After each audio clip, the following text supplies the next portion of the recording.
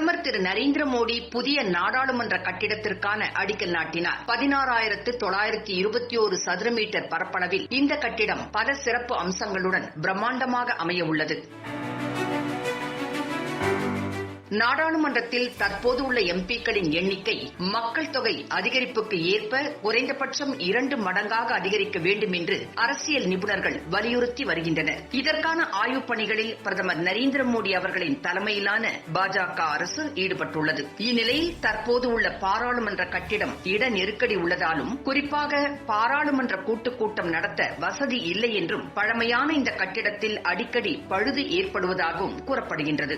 எனவே தற்போது உள்ள பாராளுமன்ற கட்டிடம் அருகிலேயே சகல வசதிகளையும் கொண்ட புதிய நாடாளுமன்ற கட்டிடம் கட்ட அரசு முடிவெடுத்துள்ளது. இதற்காக அருகிலேயே 13 ஏக்கர் பரப்பளவு உள்ள நிலத்தை தேர்வு செய்யப்பட்டுள்ளது. டெல்லியில் நாடாளுமன்றம் செயல்பட்டு வரும் தற்போதைய பழைய கட்டிடம் 93 ஆண்டுகள் பழமையானது. இந்தியாவின் வரலாற்று சின்னங்களில் நாடாளுமன்றமும் ஒன்றாகும். இந்த கட்டிடத்தை இடிக்காமல் அதனையொட்டி 65,000 சதுர மீட்டர் பரப்பளவில் புதிய நாடாளுமன்றம் கட்டப்பட உள்ளது. தரைதளம் மட்டும் 16,921 சதுர மீட்டர் பரப்பளவில் கட்டப்பட உள்ளது. இதற்காக சென்ட்ரல் விஸ்டா திட்டத்தை மத்திய அரசு உருவாக்கியுள்ளது. இந்த திட்டத்தின் கீழ் புதிய நாடாளுமன்ற கட்டிடம், மத்திய தலைமை செயலகம் ஆகியவை கட்டப்பட உள்ளன.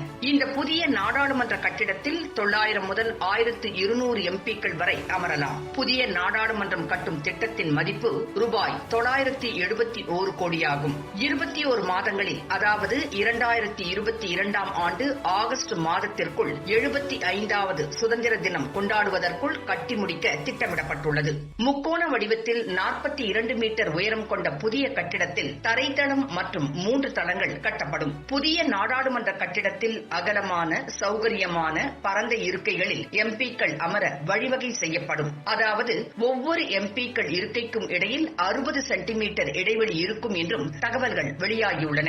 ஆத்ம நிர்பார் பாரத் பார்வையின் உள்ளார்ந்த பகுதியாக புதிய கட்டிடம் முக்கோண வடிவத்தில் கட்டப்படும் என்றும், புதிய கட்டிடம் அதிநவீன மற்றும் எரிசக்தி திறன் பயன்பாடு கொண்டதாக இருக்கும் என்றும் கூறப்படுகின்றது.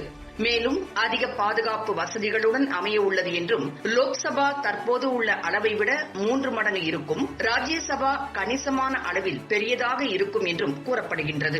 இந்த கட்டிடத்திற்குள் ஒவ்வொரு எம்பிக்கும் சுமார் 400 சதுர அடி அளவில் தனி அலுவலகம் இருக்கும் என்றும் கூறப்பட்டுள்ளது. இந்நிலையில் புதிய நாடாளுமன்றம் கட்டுவதற்கான பூமி பூஜை பிரதமர் மோடி அவர்கள் பூமி பூஜைகள் செய்து புதிய நாடாளுமன்றம் கட்டுவதற்கான அடிக்கல்லை நாட்டினார்.